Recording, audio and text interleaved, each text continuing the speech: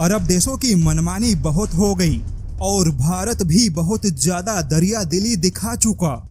अब जो भी भारत को आंखें दिखाएगा उसकी खैर नहीं। मानवता के नाते भारत ने अपने दुश्मन देशों के साथ भी दरिया दिली दिखाई। यूरोप, अमेरिका और WTO के कहने पर भारत ने अपना भंडार लुटाया, लेकिन अब भारत भी जैसे को तैसा ही जवाब देगा। दरअसल भारत एक ऐसी तैयारी कर रहा है जिसने यूरोप से लेकर अरब देशों तक की चिंता बढ़ा दी।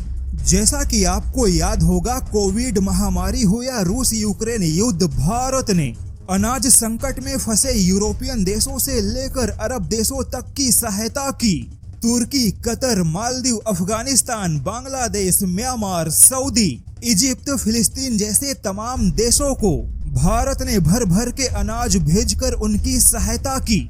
लेकिन इसका नतीजा क्या हुआ? कुछ नहीं। जिन देशों ने पिछले साल भारत का अनाज खाया, वह सारे देश इस साल भारत का एहसान भूल गए। लेकिन अब भारत ने भी बड़ा सबक लेते हुए अरब देशों में होने वाले अनाज निर्यात को नियंत्रित करने का फैसला किया है।